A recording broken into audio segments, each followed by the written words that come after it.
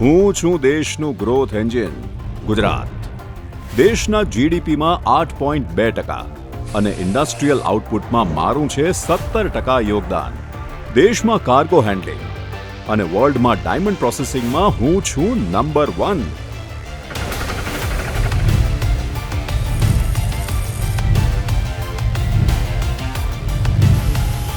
પણ જાણો છો, દેશના આ ગ્રોથ એન્જિનનું ઈંધણ શું છે? આપણા ઘરથી લઈને ઓફિસ, મશીનો, વાહનો, સાધનો, આ બધાને ઘડનારા કોણ છે? રાજ્યના ઉદ્યોગો અને તેના માટે ચાવીરૂપ 42 લાખ એમએસએમઈઝ.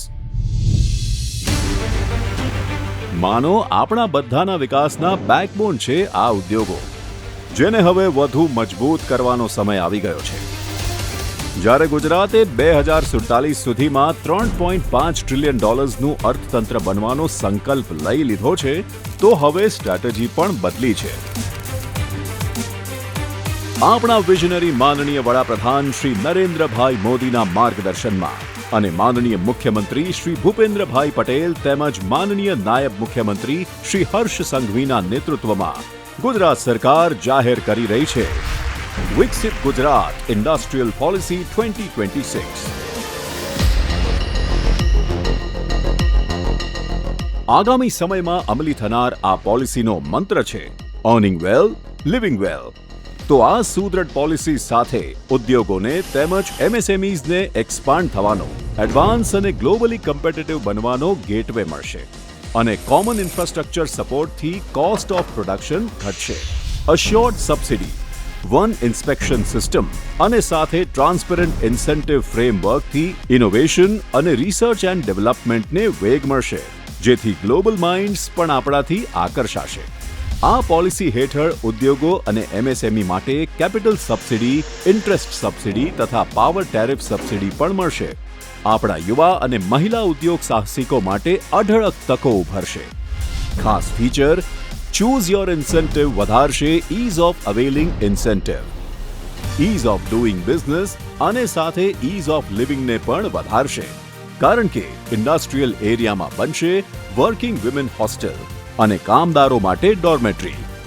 ગીચ વિસ્તારમાં રહેલા ઉદ્યોગોને રિલોકેટ કરીને તેમનું પોટેન્શિયલ અનલોક કરશે થ્રાઇવ, જેનાથી અર્બન એરિયા ડીકન્જેસ્ટ થશે અને સસ્ટેનેબિલિટી સાથે ઉદ્યોગોનો ગ્રોથ વધશે.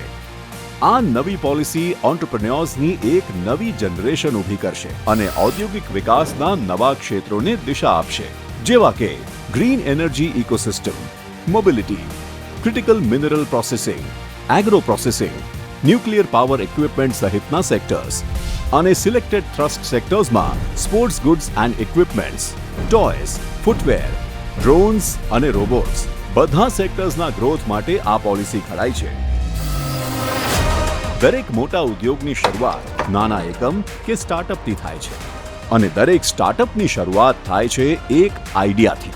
દરેક આઈડિયાને એક્ઝિક્યુશન સુધી લઈ જશે વિકસિત ગુજરાત ઇન્ડસ્ટ્રીયલ પોલિસી 2026, જે સ્ટાર્ટઅપ્સને આપશે સીડ ફંડ અને અન્ય સપોર્ટ.